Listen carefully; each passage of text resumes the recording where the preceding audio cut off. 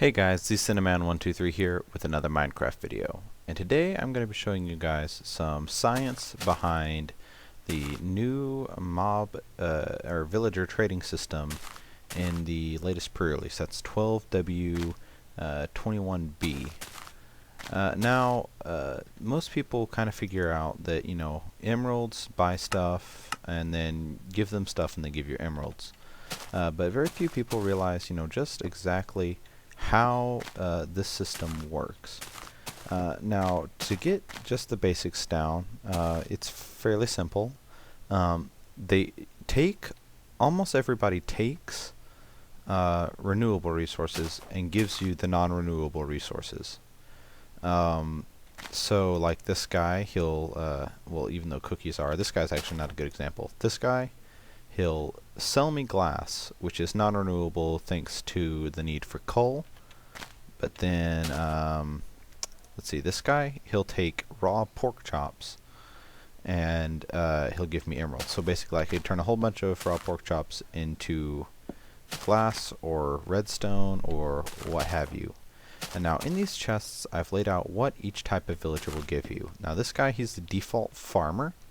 This is the, if you log out, every single villager will revert to the skin. That's why I call him the default. And he sells you all these things. So he also sells shears and flint and steel, but mostly food. And then he takes all these raw materials. Actually, he sells apples. He doesn't buy apples. And most villagers have a power trade, which is something that I like to pick out because it's something very easy to farm. In this case, it's wool, because you can farm a whole bunch of wool and give it to this guy, and it's definitely an excellent trade. Now this guy, he sells bookshelves, compasses, and glass. Doesn't sell that much, doesn't buy that much either. He only buys paper and books. Definitely the power trade here is the compass. You can buy a compass there, and it can cost you, 14 wool or so, and you can have yourself a compass. This guy's very interesting. He sells a whole bunch of stuff. Every single diamond and iron tool, as well as chain leggings. Now these are the power trades for these guys, because there's no other way to obtain these in Minecraft. They are great for enchanting. They're a little bit more durable than gold, not quite as durable as iron, but you're definitely going to get some awesome enchants off of these. And they're pretty cheap too. He does, however, take only non-renewable resources besides charcoal. So that is a bit of a downside to this guy. Definitely never sell to this guy. This guy, he's the butcher. Just to clarify, this is the farmer, librarian, blacksmith, butcher. He sells leather armors, steak, and definitely this as a power trade, the saddle. Very useful, non-renewable in Minecraft, only in dungeons, except for now with this guy. Then you also have, he takes raw meats and charcoal. The only non-renewable thing he'll buy is coal. So he's definitely a good guy to sell things to if you've got a lot of raw meat on you and you don't feel like taking care of it. Now this guy is very useful. He's definitely one of the guys that I would buy most of my stuff from. He sells redstone, glowstone, and bottles of enchanting. All three of these, well, these two are very difficult to come by. This thing is impossible to come by. You can run out of it. Either way, all three of these are non-renewable. This is impossible to get. And he also buys Eye of Ender and Rotten Flesh. Eye of Ender are very, very easy to farm for if you've been to the end, you've defeated the dragon, and have been to the Nether as well. You have to have in order to get to the end, just about. Actually, no, you do. Anyway, and Rotten Flesh, easy to get. However, he does buy gold, and so does the blacksmith. I don't think I put that in his chest, though. But no, he also buys gold. Alright, now I kind of want to get into the real specifics as to the actual trading itself. Now, this guy, whenever I open up my trading inventory, I've got all sorts of things I can buy and sell with him. I could get even more, but then this guy, he's a bit of a loser. He only wants to sell me wheat, no extra options. So how exactly do we get the stuff that he sells us up? Well, that's actually pretty easy. What we need to do is we need to take whatever he wants to trade with us. Let's say he does want wheat, and so we'll just buy a wheat. Now, what you want to do is you want to only buy one at a time. You also want to wait for this particle effect here. Now, why do you want to only buy one at a time? Because he treats, like, if I were to go in and buy 40 stacks of 6 melons, which actually that's a new thing. I didn't know he sold melons, so I'm going to put that in his chest. He treats that as if it was one transaction, and it doesn't give him as much experience as if I had just gone and he'll still open up the next option for me, but it doesn't give him as much experience if I had just kind of, you know, done one wheat again, or if I go up here and I buy one apple from him. It's a different, he treats it differently in his book, and you can see very quickly we're getting all sorts of options opening up for us. Here's our power trade. This is basically where we want to stop with him, because this guy you mostly want to sell things to, because he only sells non-renewable or renewable resources, so it doesn't make sense to keep buying food from him. Just sell loads of wool and convert that into, you know, diamond hose or something like that. Of course, I should mention that every villager has some kind of limit to the amount of transactions he'll let you do with him. Eventually, the particle effects will still go, but I won't get any more options. And no, I'm still going to get options from him. But what'll actually happen whenever that occurs, and he'll continue getting particles without adding more items to his shop, which I had a blacksmith that happened to it, but a zombie got him. What happens whenever that occurs is the item side will start going up.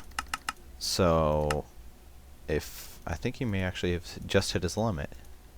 But instead of selling me for 1 emerald 8 apples, he'll sell me 9 apples or 10 apples.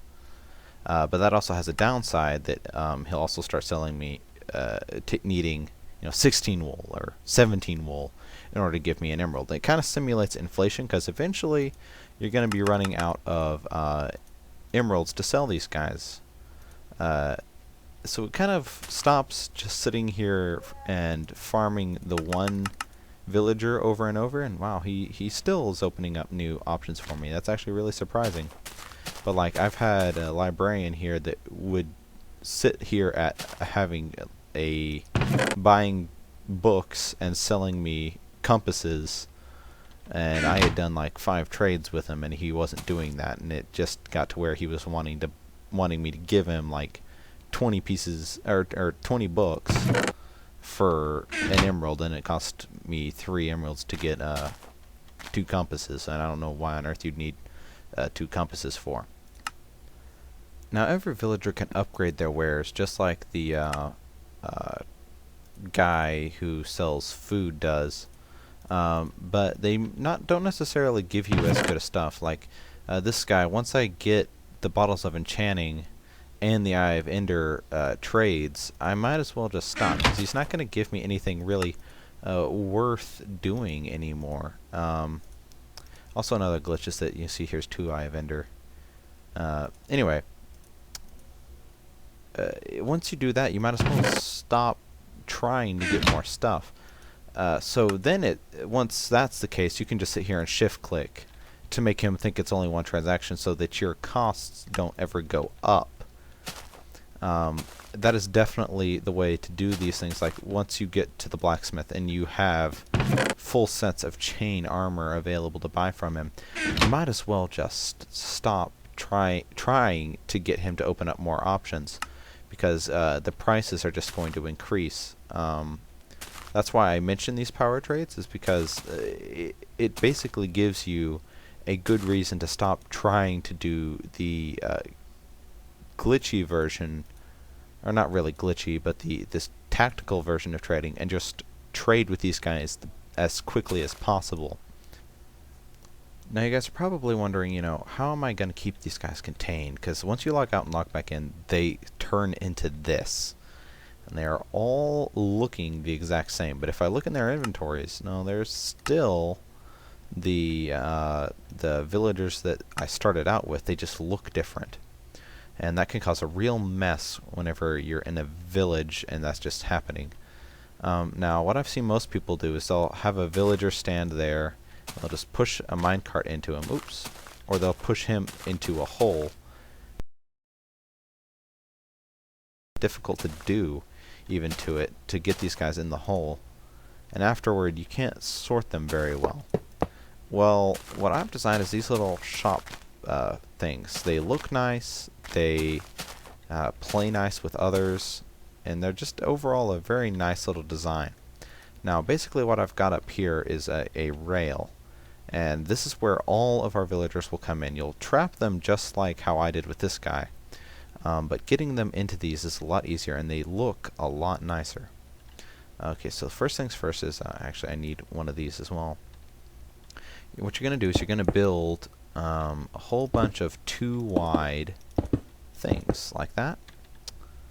And then you build a cross beam like this. Alright, now what you want to do is you want to build a backing on every single unit. And then you want to place a half slab in the front of every single unit. Like that. This way we can access the villagers whenever they're inside there, but they can't actually escape. Now what you want to do is you want to lay a whole bunch of minecart tracks down like that. And have little extra barricades along the side here. So now what we can do is we can lure villagers just up a slant or something, and get them basically in the same situation as the other. So just let me go ahead and put a villager there. Say we'd pushed him onto the track just like that. And now we shove him up into the minecart, and then we put him wherever we want. Figure out which unit we want him in, and then we're able to push him right in so that we can have the same consistent librarian here without having to worry about him escaping. And in order to get him actually into it, just break the block. He'll take a little bit of damage, and then you cap that, and now we're able to interact with him. But even if we log out and log back in, he stays inside of his little holding cell, and he's still the same guy. So that's a very neat, well, I don't know about very neat, but a nice little way to keep your villagers together, even through logout sessions and everything, and making sure you know what they are, and it's not so ugly as just a hole in the ground, or as degrading. Poor guy. Hope you guys enjoyed this video. If you did, please take a second to leave a rating and to comment and stuff like that. I definitely have been appreciating the amount of subscribers I've been getting. It's really been a massive boost in the past couple days. I really am loving the amount of support you guys are giving me. It's really encouraging. I really didn't even think that I would be able to get 25 subscribers, and we've kind of knocked that. Well, I've hit 25 at least. Maybe I'm at 27 now. I'm not sure. I haven't checked today. So anyway, until next time, I guess this will be the Cinnamon123 signing out.